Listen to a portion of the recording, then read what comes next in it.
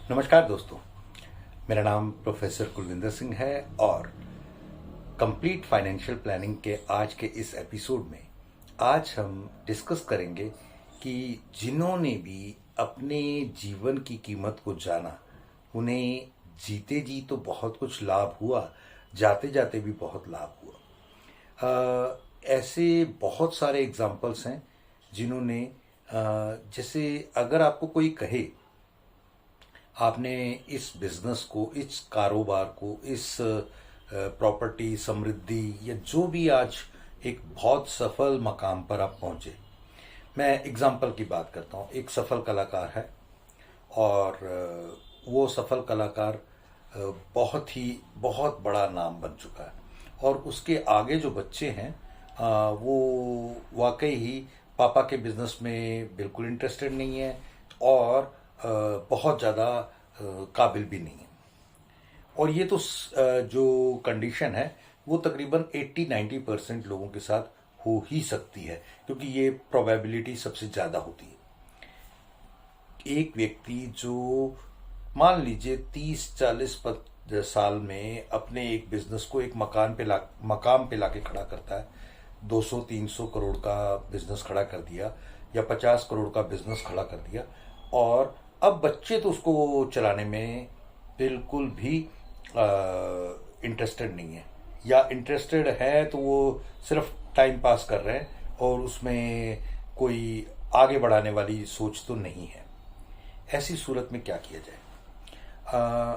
अगर एक बहुत बड़ा इसमें है कि अगर पिताजी नहीं रहते तो वो 50 करोड़ का अगर बिजनेस था तो 25-25 करोड़ बढ़ जाएगा, और वो भी धीरे धीरे खत्म होता होता पता लगेगा कि अगले 5-7 साल में वो खत्म होते होते कुछ 1-2 करोड़ का ही रह गया। ये तो एक प्रोबेबिलिटी है जो 90% चीज़ों में हो ही रही है। इससे अलावा एक दूसरा प्रोबेबिलिटी ये है कि लोग जब करोड़ों की स्थिति में आते हैं तो वो पलायन करते हैं, विदेशों में जाके सेटल हो जाते हैं, और विदेशों में रेट ऑफ इंटरेस्ट है नहीं, विदेशों में माइनस में रेट ऑफ इंटरेस्ट है। जब रेट ऑफ इंटरेस्ट माइनस में है तो आप कैसे किसी चीज़ को संभालेंगे? ऐसी सूरत में ये सब चीज़ें बहुत ही ज़्यादा दिक्कतमयी हो सकती है। हमारे पास एक सोल्यूशन है और वो सोल्यूशन ये है कि अगर आपने 50 करोड़ का साम्राज्य खड़ा किया है तो गारंटी इस बात की है कि उस 50 करोड़ के साम्राज्य के साथ 50 करोड़ का इक्वलेंट साम्राज्य हम देंगे अगर पिता के न रहने की सूरत में दोनों भाइयों को 50-50 करोड़ मिल जाए। ऐसी सुविधा हम प्रोवाइड कर सकते हैं। ये 40 साल, 20 साल, 30 साल दोबारा उतना मेहनत करने की जरूरत नहीं पड़ेगी। इसके राज हम आपके पूछने पर ही बताएंगे। महंगी चीज़ है, उत्तम चीज़ है, हर एक के पास अवेलेबल नहीं है, तो इसलिए आपको हमारे नंबर पर कांटेक्ट करना होगा। आज एक छोटी अलग किस्म की बात और करना चाहूँगा। हमारे रक्षा मंत्री थे पर्णिकर, मैं उनके बारे में इसलिए ज़्यादा डिटेल्स में जानता हूँ कि उनके जो LIC एजेंट थे वो उनके बचपन से बहुत समय से उनके मित्र थे और वो मेरे भी मित्र हैं।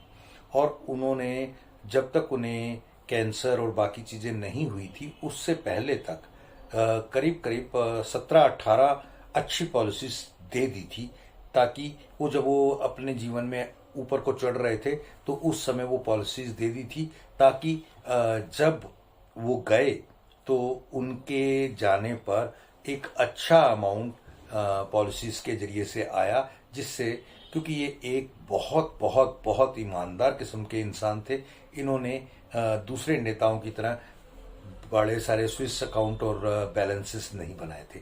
ये ईमानदारी वाला सिस्टम था। तो अगर आप भी ईमानदार हैं तो आप भी इस तरीके की चीज़ों को देख सकते। एक हमारे मित्र हैं बहुत अच्छे सूरत के, उनके आगे मित्र हैं ये सब्जी वाला, जो बहुत बड़े डायमंड व्यापारी हैं और जिनका पीछे बहुत बार नाम आता है। दिवाली पर उन्होंने अपने 400 एम्प्लॉयज़ को कारें दी, फ्लैट दिए, ऐसा कुछ करते रहते हैं। वो बहुत अपने स्टाफ के लिए करते हैं। अगर मान लीजिए उन्हीं की जीवन में कुछ हो जाए तो उनको इतने करोड़ों की संपत्ति को कवर करने के लिए क्या। तो हमारे वो विट्ठल विरानी जी हैं, LIC के टॉप अभिकर्ता है, उन्होंने उनको कवरेज बताई और बहुत शानदार उनकी इंश्योरेंस की। ये सब चीज़ें सोच और समझ के साथ ही होती हैं। आप भी इस बारे में सोच सकते हैं। अभी एक N3 करके मैं आपको एक फॉर्मूला दे रहा हूँ।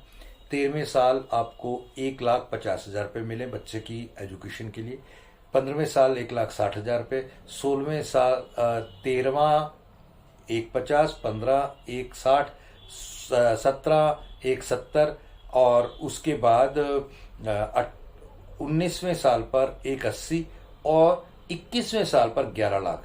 ये सारे पीरियड के दौरान पापा का 20 लाख का फैमिली फंड या इंश्योरेंस भी हो और इस सारी प्रक्रिया के लिए केवल देना पड़े 167 पर डे। तो आपको करना चाहिए। अगर हाँ तो आप मुझे कॉल करें। Thank you.